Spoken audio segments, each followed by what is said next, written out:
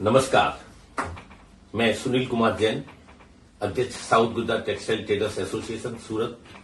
हमारे साथ बैठे हैं general secretary Sachin Agarwal, board director Santosh ji Makharia, board director Sunil Mittal ji, और साथ में हमारे बैठे हैं Avinash Poddar, advocate, supreme court एवं हाई कोर्ट। मुझे खुशी है इस बात की जानकारी देते हुए कि अविनाश जी का साथ हमारी संस्था को जब जब विषम परिस्थिति आती है तब तब मिलता रहा है। जीएसटी के दौरान भी अनेक बार आपके साथ हम लोग दिल्ली यात्रा करके और जीएसटी के मायने में बड़े बड़े सुधार करवा पाए हैं। आज एमएसएमई के नए 45 दिन के कानून के चक्कर में पूरे मार्केट में अफरा तफरी मची हुई है। टेक्सटाइल के व्यापारी और बाहर के व्यापारियों के पास आज की तारीख में व्यापार कम और ये सवाल जवाब ज्यादा है। इसी विषय वस्तु को लेकर आज संस्था डॉक्टर अविनाश पोद्दार जी के साथ बैठी है अपने सवाल जवाबों के साथ, और मैं चाहूंगा कि इस सवाल जवाब की कड़ी में सुनील मित्तल जी आप सबसे पहले अपना सवाल रखें, प्लीज। धन्यवाद सुनील जी। अविनाश जी, एमएसएमई में जो ये 45 दिन पेमेंट का जो ये नया कानून आया है, आपके हिसाब से इससे व्यापारी को कितना भयभीत या जितना मार्केट में आज डर का माहौल है, आप इसको किस हिसाब से देखते हैं? मुझसे आप पूछेंगे तो मेरा पर्सनल राय ये है कि कोई भी डरने की जरूरत नहीं है। कोई घबराहट की या कोई भी पैनिक करने की आवश्यकता नहीं है, बिल्कुल भी। केवल एक इम्पैक्ट जो इनकम टैक्स के अपडेशन की वजह से आया है कि इनकम टैक्स में एक नया प्रावधान आया है कि जितने भी स्मॉल और माइक्रो या एमएसएमई एक्ट में जो लोग कवर्ड हैं, उनकी पेमेंट्स अगर 31 मार्च को पेएबल है, आपने पे नहीं कर पाए, तो वो आपका डिसअलाउ हो जाएगा उस ईयर में, और नेक्स्ट ईयर जब आप उसको पे करेंगे या जब भी आप उसको पे करेंगे तब अलाउ होगा। तो वो एक इम्पैक्ट इनकम टैक्स का जरूर आएगा। उदाहरण तौर पे कि आपको किसी को पेमेंट करना था 45 दिन में, 15 दिन में, 20 दिन में, कोई भी टाइम लिमिट पे, जो 31 मार्च को मान लेते हैं 1 करोड़ रुपए आउटस्टैंडिंग रह गया, हम पेमेंट नहीं कर पाए और वो सामने वाला एमएसएमई में कवर्ड है, तो कानून अभी इनकम टैक्स का ये बोलता है कि आपको ये 1 करोड़ रुपए की जो छूट, डिडक्शन जो आपने खर्चा जो आपने लिया 23-24 में, वो आपको 23-24 में डिसअलाउ हो जाएगा, और 24-25, 25-26 जब भी आप उसको भरेंगे तब वो आपको उस साल में मिल जाएगा। यानी ये जो 23-24 के अंदर 1 करोड़ रुपए डिसअलाउ होगा, उसका 30% का रेट अगर आपका एप्लीकेबल है तो 30 लाख रुपए का एक्स्ट्रा आपके ऊपर बर्डन आ जाएगा। बस केवल ये एक इफेक्ट है जो हमें संभालने की जरूरत है, बाकी एमएसएमई 45 दिन उसका कोई इम्पैक्ट नहीं। संतोष जी, आप अपनी बात। सर, हमारी संस्था एक ही की है, सिर्फ ट्रेडर्स की संस्था है। हम ये जानना चाहते हैं कि हम ट्रेडर्स माइक्रो, स्मॉल, मीडियम किसमें आते हैं या नहीं आते हैं? सर देखिए, ये जो एमएसएमई एक्ट बना था ये 2006 में बना था। इसमें 3 कैटेगरीज को इन्होंने परसीव किया है। पहला है माइक्रो, दूसरा है स्मॉल, तीसरा है मीडियम। माइक्रो का मतलब 2 कंडीशंस उसको सेटिस्फाई करनी है, दोनों करनी है। पहला, 1 करोड़ से नीचे प्लांट एंड मशीनरी या इक्विपमेंट्स में इन्वेस्टमेंट। दूसरा, 5 करोड़ से नीचे का सेल या 5 करोड़ तक का सेल। ये पहली कैटेगरी है माइक्रो। दूसरी है स्मॉल, जहां पे इन्वेस्टमेंट 1 करोड़ की जगह 10 करोड़ हो जाएगा, 10 करोड़ से नीचे का इन्वेस्टमेंट, और 50 करोड़ से नीचे की सेल वो माइक्रो की जगह स्मॉल में आ जाएगी। एंड देन मीडियम, जहां पे आपका इन्वेस्टमेंट 50 करोड़ से नीचे और सेल आपकी टर्नओवर आपका 250 करोड़ से नीचे या 250 करोड़ तक, वो मीडियम कहलाएगा। ये 3 कैटेगरीज उन्होंने परसीव की है।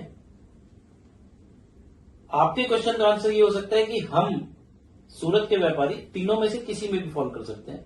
ये दोनों कंडीशन सेटिस्फाई करनी है। 1 करोड़, 5 करोड़ तो वो माइक्रो में आएगा, 10 करोड़ और 50 करोड़ तो वो स्मॉल में आएगा, और उसके ऊपर है 250 करोड़ तक और 50 करोड़ तक तो वो मीडियम में आएगा, और उसके ऊपर जितने भी हो सब लार्ज में चले जाए, इस स्कीम से बाहर चले जाए। सचिन जी, आप अपनी बात को रखें।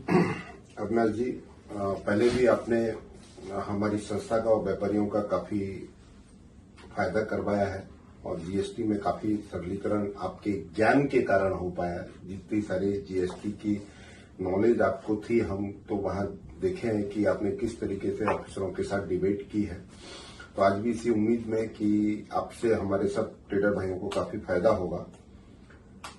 अभी सबसे बड़ा सवाल यह आता है कि यदि हमने एमएसएमई में रजिस्ट्रेशन नहीं लिया है या ट्रेडर कैटेगरी में लिया है तो हमारे ऊपर ये लॉ लागू होता है क्या? दूसरा, यदि हमने लिया है और यदि हम इसको कैंसिल करा देते हैं तो ये लॉ हमारे ऊपर लागू नहीं होता है क्या? या हम इसको चेंज करा सकते हैं क्या? जरा इस बात के ऊपर थोड़ा प्रकाश ज्यादा से डालें, जिससे कि ये जो भय का माहौल है वो खत्म हो सके। माहौल ऐसा है कि परचेजिंग रुक गया है, लोगों ने डर के मारे खरीदना बंद कर दिया है, तो प्लीज जरा इस पे। सर देखिए, मेरा ऐसा मानना है कि पहले कंसेप्ट था स्मॉल स्केल इंडस्ट्रीज का। स्मॉल स्केल इंडस्ट्रीज में आपको रजिस्ट्रेशन लेना पड़ता था, बाद में इन्होंने कन्वर्ट कर दिया उद्यम करके, उसमें आपको रजिस्ट्रेशन लेना पड़ता है। वो ऑनलाइन एप्लीकेबल है, आप ऑनलाइन जाइए, अप्लाई करिए, तो आप उसमें चेंज भी कर सकते हैं मेरी नॉलेज के हिसाब से, और उसको कैंसिल भी कर सकते हैं। अब क्वेश्चन ये राइज होता है सर कि मैं अगर ट्रेडर, क्योंकि हमारी संस्था ट्रेडर की है, तो मैं अगर ट्रेडर की बात करूं तो ट्रेडर क्या एमएसएमई में कवर होगा या नहीं होगा, इस पर डिस्प्यूट है। और मैंने हमेशा ये सीखा है लाइफ में सर कि जहां पे भी डिस्प्यूट हो वहां पे हमेशा बेनिफिट ऑफ डाउट पे काम करना चाहिए और मिनिमम रिस्क पे काम करना चाहिए, कैलकुलेटेड रिस्क। तो जो लोग रजिस्टर्ड नहीं है, मैं सजेस्ट करूंगा कि वो रजिस्ट्रेशन ना ले। जो लोग रजिस्टर्ड हैं एज अ ट्रेडर और प्रायोरिटी सेक्टर लेंडिंग के हिसाब से उन्होंने रजिस्ट्रेशन लिया है कि बैंक में लोन में बेनिफिट होगा या कुछ होगा, तो वो कंटिन्यू कर सकते हैं। वो एमएसएमई में उनको कोई इंपैक्ट नहीं है, क्योंकि प्रायोरिटी सेक्टर लेंडिंग का एक अलग से ही रजिस्ट्रेशन होता है उसके पर्पज के लिए।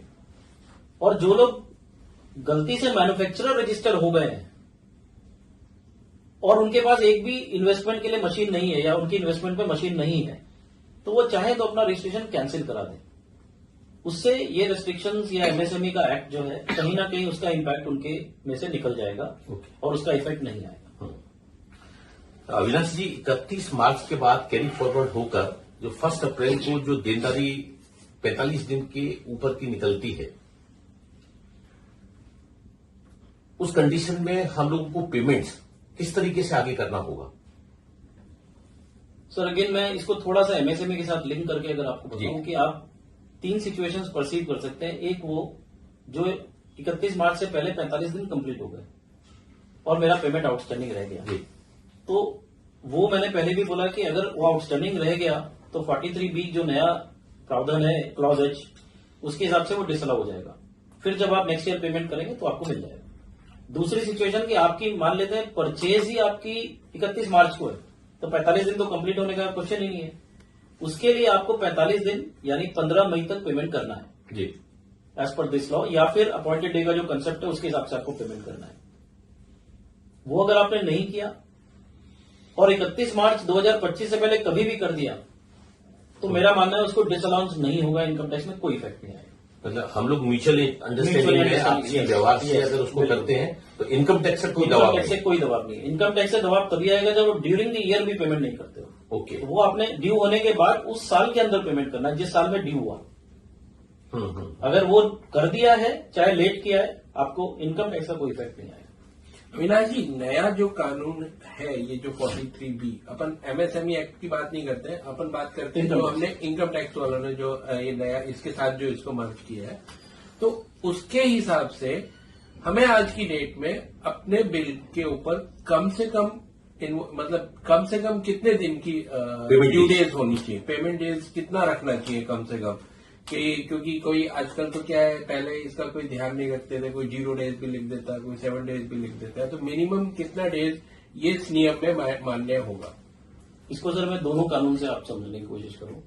इनकम टैक्स में मैं ऐसा बोलूंगा कि चूंकि 43B इम्पैक्ट कर रहा है तो मैक्सिमम डेज लिखने चाहिए, क्योंकि मैक्सिमम डेज होगा तो ड्यू नहीं होगा ईयर में, वो अगले साल में ड्यू होगा तो आप अगले साल पे कर दोगे।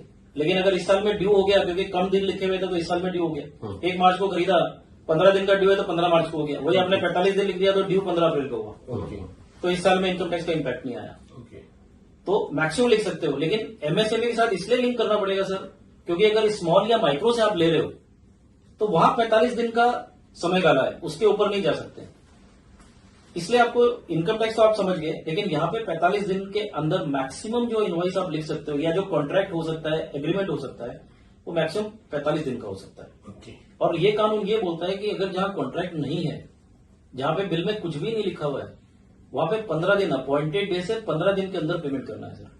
15 दिन में हम पेमेंट नहीं कर पाए या अगर हमारा एग्रीमेंट अगर 45 दिन का टाइम है उसमें हम पेमेंट नहीं कर पाए तो उस पर ब्याज लगता है आरबीआई के रेट का 3 गुना। To be To be safer side maximum होना चाहिए। मतलब हर व्यापारी को अपने बिल पे मिनिमम 40 डेज कम से कम Yes, sir. लिखवाया हुआ होना चाहिए, लिखना भी चाहिए और लिखवाना भी चाहिए। पर अविनाश जी, प्रॉब्लम हमारी सूरत की ये है कि हमारे लगभग ट्रेडर्स भाइयों का जो साइकिल है, प्रोडक्शन साइकिल है, वो 90 डेज की है।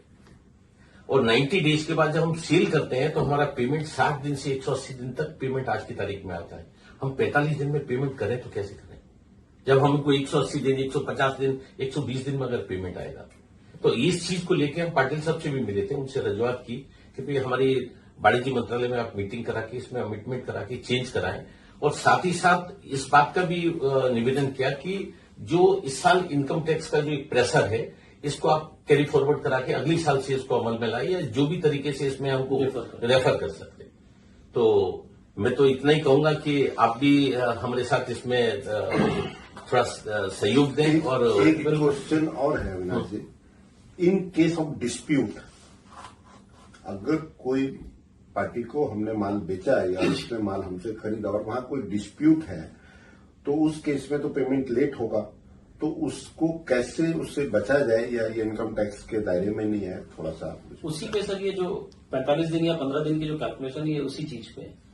जब आपका माल डिलीवर हो गया और आपने एक्सेप्ट कर लिया या 15 दिन तक कोई ऑब्जेक्शन नहीं किया, तो ये पक्का हो गया कि उसके बाद आपका टाइम लिमिट चालू हो गया। तो अपॉइंटेड डे उसके टाइम के अंदर आपको पेमेंट कर देना है। लेकिन अगर आपने डिस्प्यूट किया या ऑब्जेक्शन किया, तो ऑब्जेक्शन करके जब वो माल आपको वापस आएगा और आप उसको एक्सेप्ट करोगे, उसके बाद से आपका टाइम चालू होगा एसएमई या एमएसएमई एक्ट में, उसके पहले नहीं होगा। सर एक सवाल और, हम लोगों से कुछ छूट गया हो, यदि आप कुछ बताना चाहते हो अपनी तरफ से हमारे सूरत के ट्रेडर्स भाइयों को, तो कुछ चीजें रह गई हो शायद जो हमारे, तो वो आप। सर शॉर्ट में इतना ही बोलूंगा कि सूरत के किसी भी व्यापारी भाई को कोई घबराने की जरूरत नहीं है। लॉ में चेंज आया है, लेकिन उसका इफेक्ट इनकम टैक्स में है, जिसका एक पीरियडिक इफेक्ट है कि आज 23-24 में आएगा, लेकिन 24-25 में उसका आपको डिडक्शन मिल जाएगा। जो एमएसएमई की से डर रहे हैं, उनको डरने की मेरे हिसाब से कोई भी जरूरत नहीं है। वो रजिस्ट्रेशन नहीं लेते तो वैसे भी कोई प्रॉब्लम नहीं है। प्लस हमारा जो बिजनेस चलता है वो पूरा ट्रस्ट पे चलता है। वहां पे कहीं भी मैंने देखा नहीं है कि कोई 45 दिन में पेमेंट नहीं आया तो कोई नोटिस भेजेगा, चांसेस बहुत कम है। तो कोई फिर मैं वही बोलूंगा कि कोई घबराने की जरूरत नहीं। अविनाश जी, संस्था के माध्यम से हम लोग जो अभी आवेदन आगे बढ़ा रहे हैं, उसमें हम ये स्लैब सिस्टम भी हटाने की रजूआत कर रहे हैं कि 5 करोड़, 10 करोड़ और 50 करोड़ ये मीडियम, माइक्रो और स्मॉल वाले मैटर को हटा के स्लैब सिस्टम रखें, सेम कर दें, जिससे कि छोटा छोटा ना रहे, बड़ा बड़ा ना रहे, छोटा और बड़ा सबके साथ व्यापार, फेयर व्यापार हो सके। ट्रेडर्स भाइयों के लिए सर इसमें बस एक ही चीज बोलना चाहूंगा कि ये गवर्नमेंट की पॉलिसी है, पॉलिसी में अब कितना वो चेंज करेंगे, लेकिन वो कहीं ना कहीं एमएसएमई एक्ट का पर्पज है कि जो स्मॉल और माइक्रो जो बिजनेसमैन है, इंटरप्राइजेस हैं, उनको वो प्रोटेक्ट करे। क्योंकि कई जगह पे ऐसा होता है कि उनको डिलेड पेमेंट्स मिलते हैं, हमारे व्यापार में नहीं है क्योंकि वो म्यूचुअल चलता है। कई जगह कॉन्ट्रैक्ट होता है, उसके बाद भी डिलेड पेमेंट्स होता है, तो उनकी प्रोटेक्शन के लिए लॉ है। हम लोग टेक्सटाइल के व्यापार से जुड़े हुए हैं, हम अपनी रजूआत अपने हिसाब से रखेंगे। एब्सोल्युटली। अविनाश जी, बहुत सीधा और सिंपल सा क्वेश्चन है कि यदि हम ट्रेडर एमएसएमई का रजिस्ट्रेशन कैंसिल कर देते हैं तो हम ये इनकम टैक्स के दायरे से बाहर हो जाते हैं क्या?